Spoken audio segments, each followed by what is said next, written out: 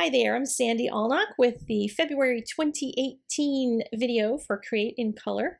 And we're going to do something a little bit different this time. And it's going to be a Bible journaling page done on Vellum. If you're not a Bible journaler, stay tuned because you can do the same thing on cards.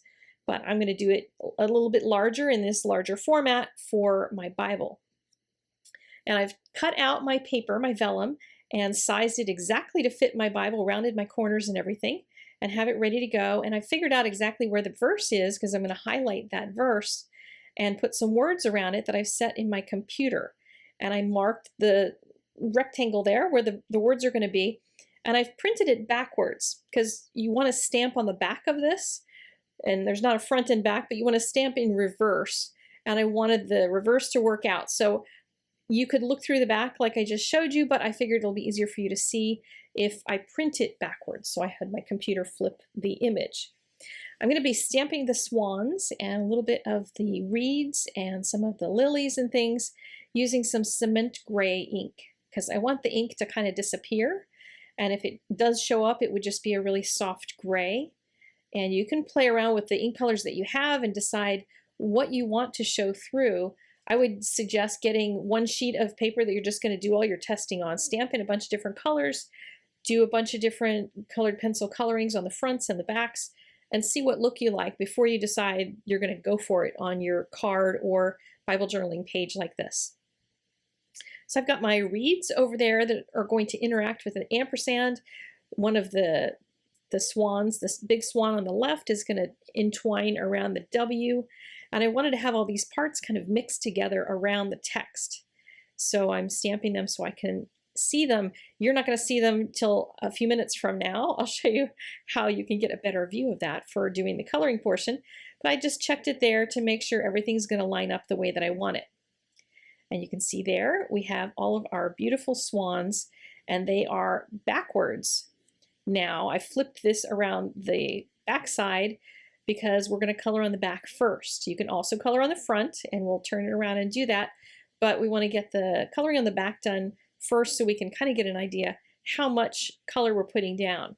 This is also going to serve almost as an undercoat. So if you were to put white underneath of something and then color on the front side of it, it's almost like you're not coloring on the clear vellum or the semi-clear vellum. You're coloring against a white surface. So you can use that white in that way too to give yourself some color underneath and make things pop a little bit more.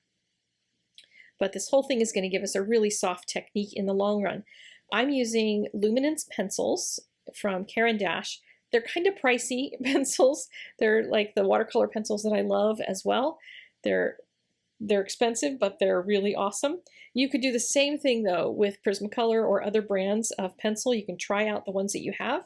Don't go out and buy something special for this because you probably already have some. And you can adjust as you color the amount of pigment you're putting down. So on the back of his wing, I put a lot down, and I'll put less down here at the bottom because I wanted to add some water underneath. And I don't want to have a big old white thing sticking down underneath the water. So I let that be a little bit softer. And in general, just know that some of this is going to show through and some of it's not. You're going to need to color on the other side to brighten up some of that, but this will help you to get some really interesting, beautiful dimension on it. So now we're on to coloring the little cygnets. That's what a baby swan is called. And they're really cute. One is floating sideways and the other is facing toward you. And the little guy facing toward you, I kind of gave him a little mohawk on the top of his head because he's kind of a little fuzzy guy. And it was really interesting to experiment as I was doing this to see what was going to show through and what was not. And I thought I wanted to see what would happen if I gave the flowers little white tips on the edges. Was that going to work? And then I'll put the pink on the inside. And when we flip it over, we'll find out if that actually had the effect that I wanted it to have. Just scribble that color in. And then I added the beaks and the eyes. And I gave them all sleepy eyes since the verse is all about being still, being quiet, which is why I thought the images of the swans would be particularly perfect for the verse. So there we are with the other side. And I can add more pencil now and strengthen up some of the wings and get some of the highlight areas a little bit stronger. I was hoping I was going to be able to use a gel pen on top of the pencil, but you can't do that. Just tell you that now. If you save yourself for that, it will not be possible. But look how soft I can make the feathers on the edge of the swan's wings just by using my pencil and lifting up as I get out to those edges and make soft little lines. So this can really give you a beautiful soft look that I don't know if you can get in a lot of different ways with different mediums, but with pencil and vellum, it makes a big difference. I did notice that the flowers didn't come out all smoothie like I had hoped, so I just went over them with the pink, and then I'll add a darker pink in the centers of them. And you can get all kinds of crazy with whatever colors you want to do, but be careful not to get the pencil too heavy and waxy, because I did, and I wasn't able to do a whole lot with them. I did decide I didn't like the warm gray that I had put in the cattails, so I decided to add a warm brown to that. And now it's time to add the text. And I'm still going to add a little more to the picture, but I wanted the text in there so I could see where I'm headed. And what I want to do is make the letters look like they're entwining with the art. So some of the places the letters are going to go right over top of the art, and other places it's going to go behind it. And you'll see how that develops as we go. And you can stick a piece of paper underneath so you can check and see what it looks like, that little reed going right through the B. Now, since you can't really color really well with pencil over top, or with the gel pen over top of the pencil, be careful how much you're going to go across the pencil drawing there, because this section in here, fortunately, was only colored on the back. So my pencil, or my pen on the front, sorry, I keep getting pen and pencil mixed up here. The pen on the front is working really well on the areas where the pencil is on the back of the paper, because it's just more difficult to go over that waxy area.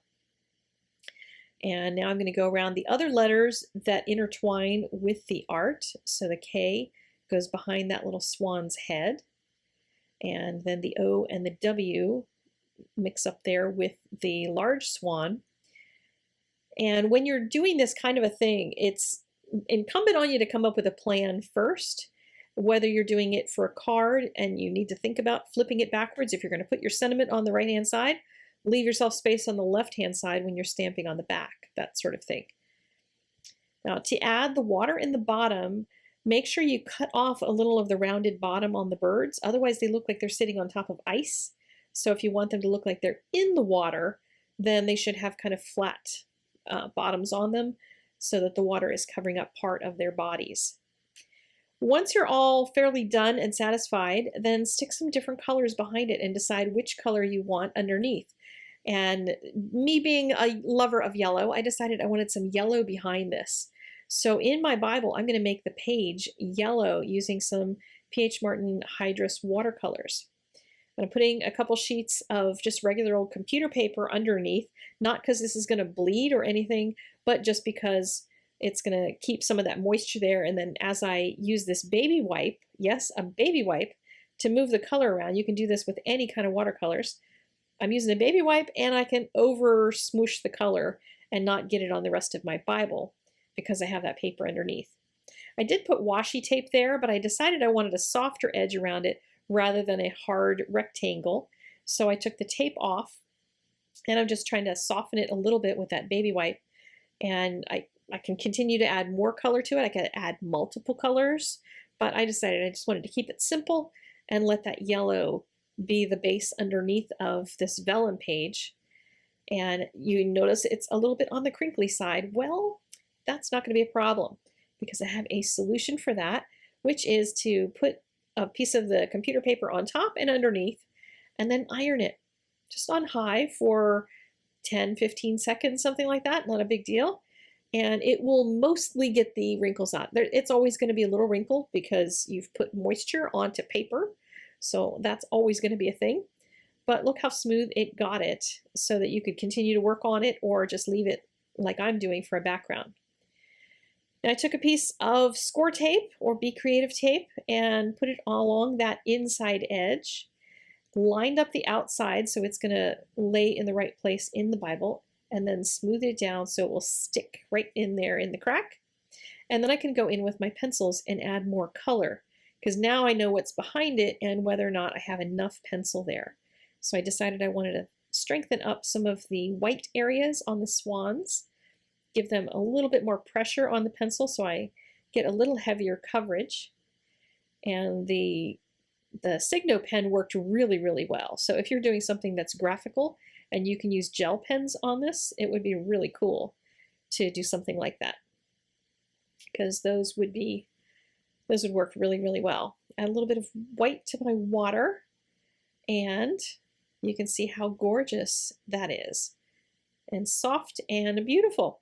Now, if you're interested in more Bible journaling, I have a whole channel full of Bible journaling. There will be a link on the blog so that you can get over to that. And if not, then I will see you again next month. And I have no idea what's coming next month, so I can't wait to show you whatever that's going to be. So you guys have a really great month, and I will see you again in March with the next episode of Create in Color. Thanks so much for watching. Hit that like button and subscribe. I'll see you later.